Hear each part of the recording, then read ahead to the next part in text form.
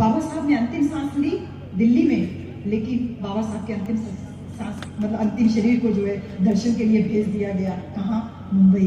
कुछ लोगों ने कहा सारनाथ भेज देते हैं, किसी ने कहा कुशीनगर भेज देते हैं, लेकिन फिर बाद में ये हुआ कि नहीं, मुंबई में वहां पे मुंबई भेज दिया जाता है। बाबा साहब के शरीर को हवाई जहाज से लेकर के मुंबई गए और यहाँ पर हर एक जगह से, चारों तरफ से, पूरे भारतवर्ष में चारों तरफ से जो स्त्री सो रही थी, जिस अवस्था में उठी वो वैसे ही चल दी।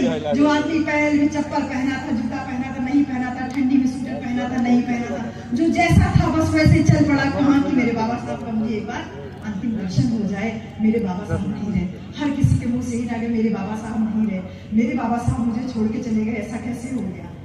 सब के सब चल पड़े और जब तक बाबा साहब का शरीर पहुंचता मुंबई की सड़क पे, पूरी मुंबई का चक्का जाम हो चुका था। 5 लाख से ज्यादा लोग मुंबई के सड़कों पे बाबा साहब के अंतिम दर्शन के लिए, उनके दर्शन के लिए खड़े हुए थे।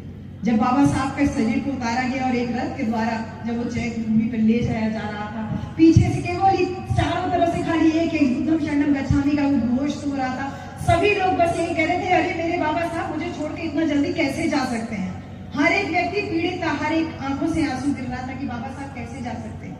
वो रात्रि यकीन में नहीं, मतलब यकीन नहीं आ रहा था किसी को अपने कानों पे, अपनी आंखों पे कि कल तो भी बाबा साहब को हमने ऐसे देखा था और आज बाबा साहब ऐसे दिख रहे हैं।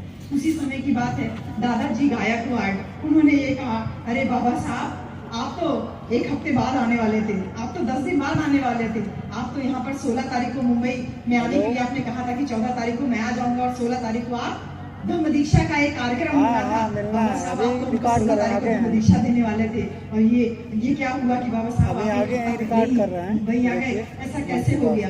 सभी आंखों में केवल आंसू झर रहे थे, आंसू के अलावा किसी के मुंह से कोई बोली नहीं निकल रही थी। और उन्होंने कहा कि अब बाबा साहब तुम तो चले गए, लेकिन बाबा साहब तुम्हारे जाने के बाद अब हमको बौद्ध धम्म की दीक्षा कौन दिलाएगा?